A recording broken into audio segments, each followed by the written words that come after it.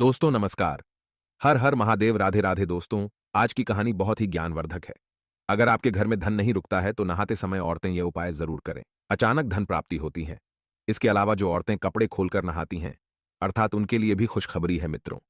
एक समय शिवजी महाराज पार्वती के साथ हरिद्वार में घूम रहे थे। पार्वती जी ने देखा कि समस्त मनुष्य गंगा में नहा नहाकर हर हर गंगे कहते चले जा रहे हैं। अगर आप ये कहानी सुन रहे हैं तो पूरा सुनिएगा, क्योंकि आधा अधूरा ज्ञान सही नहीं होता।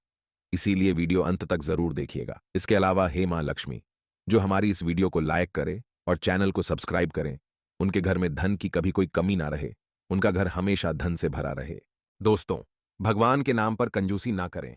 सबसे पहले अपनी पूरी सच्ची श्रद्धा से कमेंट में हर हर महादेव, ओम नमः शिवाय, राधे राधे जरूर लिखें। दोस्तों, जब पार्वती जी ने देखा कि समस्त मनुष्य गंगा में नहा नहाकर हर हर गंगे कहते चले जा रहे हैं, परंतु सभी दुखी और परेशान हैं, तब पार्वती जी ने बड़े आश्चर्य से शिव जी से पूछा कि हे महादेव, गंगा में इतनी बार स्नान करने पर भी इनके पाप और दुखों का नाश क्यों नहीं हुआ? क्या गंगा में सत्यता नहीं रही? शिव जी ने कहा, प्रिय, गंगा में तो वही सामर्थ्य है, परंतु इन लोगों ने पापनाशनी गंगा में स्नान ही नहीं किया है, तब इन्हें लाभ कैसे हो? पार्वती जी ने आश्चर्य से कहा कि स्नान कैसे नहीं किया? सभी तो नहाकर जा रहे हैं, अभी तक इनका शरीर भी नहीं सूखा है। शिव जी ने कहा, ये केवल जल में डुबकी लगाकर आ रहे हैं, तुम्हें कल इसका रहस्य समझाऊंगा। दूसरे दिन बड़े जोर की बरसात होने लगी। गलियां कीचड़ से भर गईं। एक चौड़े रास्ते में एक गहरा गड्ढा था। चारों ओर कीचड़ भर रहा था। शिवजी ने अपनी लीला से वृद्ध रूप धारण कर लिया और विवश की तरह गड्ढे में जाकर ऐसे पड़ गए जैसे कोई मनुष्य चलता चलता गड्ढे में गिर पड़ा हो और निकलने की चेष्टा करने पर भी ना निकल पा रहा हो। पार्वती जी को उन्होंने यह समझाकर गड्ढे के पास बैठा दिया कि देखो, तुम लोगों को सुना सुनाकर यूं पुकारती रहो कि मेरे वृद्ध पति आकस्मक गड्ढे में गिर पड़े हैं। कोई पुण्य आत्मा इन्हें निकालकर इनके प्राण बचाएं और मुझ असहाय की सहायता करे। शिव जी ने यह और समझा दिया कि जब कोई गड्ढे में से मुझे निकालने को तैयार हो, तब इतना और कह देना कि भाई, मेरे पति सर्वथा निष्पाप हैं, इन्हें वही छुए जो स्वयं निष्पाप हो। यदि आप निष्पाप हैं तो इनको हाथ लगाइए, नहीं तो हाथ लगाते ही आप भस्म हो जाएंगे। पार्वती जी तथास्तु कहकर गड्ढे के किनारे बैठ गई और आने जाने वालों को सुना सुनाकर शिव जी की सिखाई हुई बात कहने लगी। गंगा में नहाकर लोगों के दल आ रहे हैं। सुंदर युवती को यूं बैठी देखकर कईयों के मन में पाप आया। कईयों को कुछ धर्म का भय हुआ, कई कानून से डरे। कुछ लोगों ने तो पार्वती जी को यह भी सुना दिया कि मरने दे, बूढ़े को क्यों उसके लिए रोती है। और कुछ दयालु चरित्रवान पुरुष थे, उन्होंने करुणावश उस युवती के पति को निकालना चाहा, परंतु पार्वती के वचन सुनकर वे भी रुक गए। उन्होंने सोचा कि हम गंगा में नहाकर आए हैं तो क्या हुआ, पापी तो हैं ही, कहीं सहायता करते समय हम भस्म ना हो जाएं। इस स्त्री के कथन के अनुसार हम स्वयं भस्म ना हो जाएं। किसी का साहस नहीं हुआ। सैकड़ों आए, सैकड़ों ने पूछा और चले गए। संध्या हो चली। शिवजी ने कहा, पार्वती, देखा आया कोई सच्चे हृदय से गंगा में नहाने वाला। दोस्तों, थोड़ी देर बाद एक जवान हाथ में लौटा लिए हर हर गंगे करता हुए निकला। पार्वती ने उसे भी वही बात कही। युवक का हृदय करुणा से भर आया। उसने शिवजी को निकालने की तैयारी की। पार्वती ने रोककर कहा कि भाई, यदि तुम सर्वथा निष्पाप नहीं होंगे तो मेरे पति को छूते ही जल जाओगे। उसने उसी समय बिना किसी संकोच के दृढ़ निश्चय के साथ पार्वती से कहा कि माता, मेरे निष्पाप होने में तुझे संदेह क्यों होता है? देखती नहीं कि मैं अभी गंगा नहाकर आया हूं। भला गंगा में गोता लगाने के बाद भी कभी पापी रहते हैं। अभी तुम्हारे पति को निकलता हूं। युवक ने लपक कर बूढ़े को ऊपर उठा लिया। शिव पार्वती ने उसे अधिकारी समझकर अपना असली स्वरूप प्रकट कर उसे दर्शन देकर प्रतार्थ किया। शिवजी ने पार्वती से कहा कि इतने लोगों में से इस एक ने ही गंगा स्नान किया है। इसी दृष्टांत के अनुसार जो लोग बिना श्रद्धा और विश्वास के केवल दंभ के लिए गंगा स्नान करते हैं, उन्हें वास्तविक फल नहीं मिलता। परंतु इसका यह मतलब नहीं कि गंगा स्नान व्यर्थ जाता है। गंगा स्नान का बहुत पुण्य भी है। इसके बाद शिवजी ने पार्वती जी से कहा, अब मैं आपको 12 बातें बताता हूं।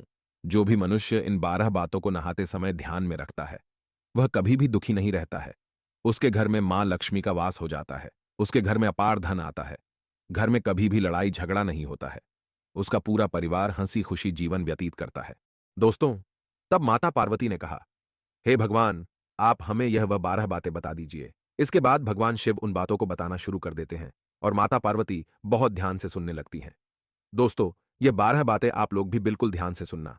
इसके बाद भगवान शिव कहते हैं, प्रिय, यह 12 बातें बताने के बाद मैं आपको एक बात और बताऊंगा जो औरतों के लिए है। जो औरतें कपड़े खोलकर स्नान करती हैं, उनके लिए यह बात बहुत ही महत्वपूर्ण है।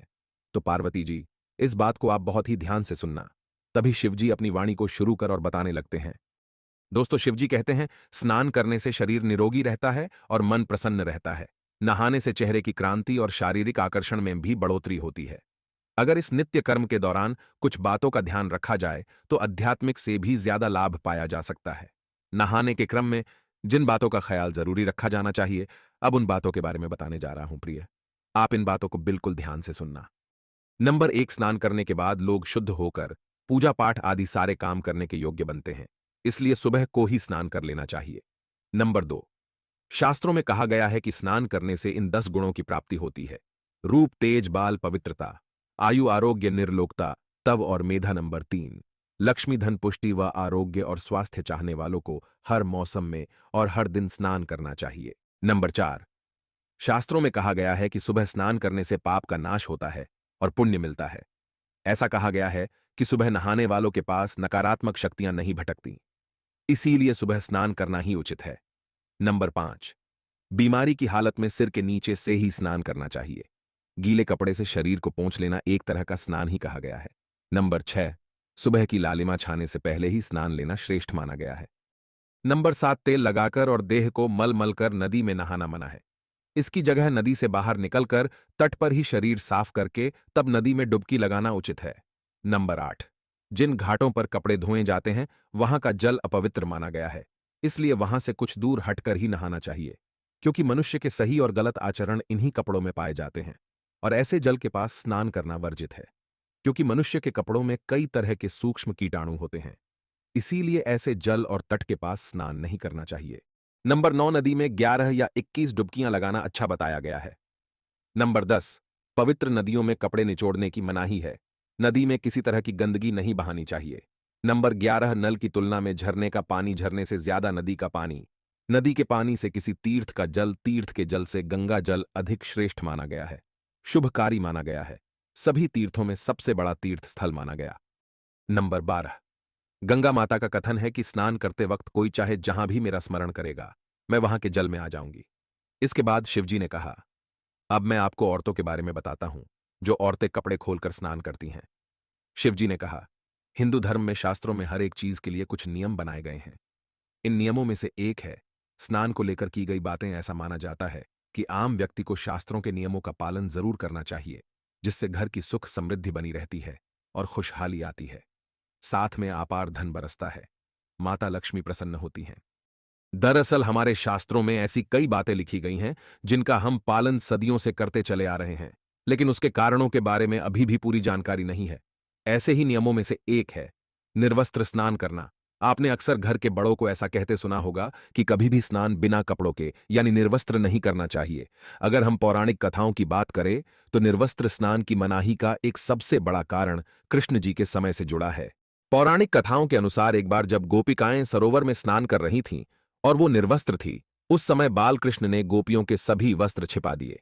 उस समय जब कृष्ण जी ने उनके वस्त्र छिपा लिए और गोपियों ने अपने वस्त्र वापस लेने की प्रार्थना की, तब कृष्ण जी ने उन्हें समझाया कि कहीं भी बिना वस्त्र धारण किए स्नान नहीं करना चाहिए। इससे जल के देवता वरुण का अपमान होता है, इसलिए आपको निर्वस्त्र स्नान न करने की सलाह दी जाती है। अगर आप नहाते समय यह सोचते हैं कि बंद कमरे में कोई आपको नहीं देख रहा है तो ऐसा गलत है, क्योंकि ईश्वर आपको हर स्थान पर देखते हैं। यदि आप निर्वस्त्र होकर स्नान कर रहे हैं तो यह मुख्य रूप से जल के देवता वरुण का अपमान करने जैसा होता है। निर्वस्त्र स्नान से आपको पाप लग सकता है और आर्थिक और शारीरिक नुकसान पहुंच सकते हैं। नहाते समय आपके पूर्वज भी आपको नग्न अवस्था में देखते होते हैं। भूत प्रेत भी आपको नग्न अवस्था में देखते हैं और वह आपके ऊपर चिपक सकते हैं, आपके शरीर में अपना स्थान बना सकते हैं। इसीलिए ईश्वर ने मनुष्य को बचाने के लिए इन सभी बातों का जिक्र शास्त्रों में किया है। यदि आप निर्वस्त्र स्नान करते हैं तो आपके शरीर में नकारात्मक ऊर्जा प्रवेश करती है और आपकी मानसिकता भी नकारात्मक हो सकती है। इसलिए हमेशा आपको यही सलाह दी जाती है कि भले ही आप नहाते समय कोई एक कपड़ा धारण करे, लेकिन बिना कपड़ों के स्नान न करें, तभी आपके लिए बेहतर होगा। निर्वस्त्र स्नान से शरीर की सकारात्मक ऊर्जा शरीर से बाहर निकल सकती है और इसका प्रभाव आपके शरीर के साथ मन मस्तिष्क में भी होता है। गरुड़ पुराण के अनुसार जब आप स्नान करते हैं तब आपके पितृ यानी मृत पूर्वज आपके आसपास मौजूद होते हैं। यदि आप निर्वस्त्र स्नान करते हैं तो आपको पितृ दोष लग सकता है। दोस्तों, ऐसे स्नान करने से आपके पितरों को तृप्ति नहीं मिलती है और ये घर में पितृदोष का कारण बन सकता है और ये वस्त्रों से गिरने वाले जल को ग्रहण करते हैं, जिनसे उनकी तृप्ति होती है। निर्वस्त्र स्नान करने से पितृ अतिरिक्त नाराज होते हैं, जिनसे व्यक्ति का तेज बल, धन और सुख नष्ट होता है। इसलिए कभी भी निर्वस्त्र होकर स्नान नहीं करना चाहिए। दोस्तों, पुराणों के अनुसार नहाने वाला पानी पूर्वजों के हिस्से जाता है और निर्वस्त्र होकर नहाने से इसे पितरों के समक्ष बिना कपड़े के नहाना माना जाता है। शास्त्रों में ऐसी मान्यता है कि यदि कोई निर्वस्त्र स्नान करता है तो माता लक्ष्मी उससे रूठ हो सकती है। इससे आपकी कुंडली में धनहानि के योग्य बन सकते हैं और आपकी आर्थिक स्थिति खराब हो सकती है। इन्हीं कारणों से आपको निर्वस्त्र स्नान न करने की सलाह दी जाती है और शास्त्रों में भी इस बात की मनाही है। दोस्तों, अगर आप शास्त्रों का सम्मान करते हैं तो एक लाइक जरूर करना और हमारे चैनल को सब्सक्राइब करके बेल आइकन जरूर दबाना। सच्चे दिल से कमेंट बॉक्स में लिख देना, जय माता दी।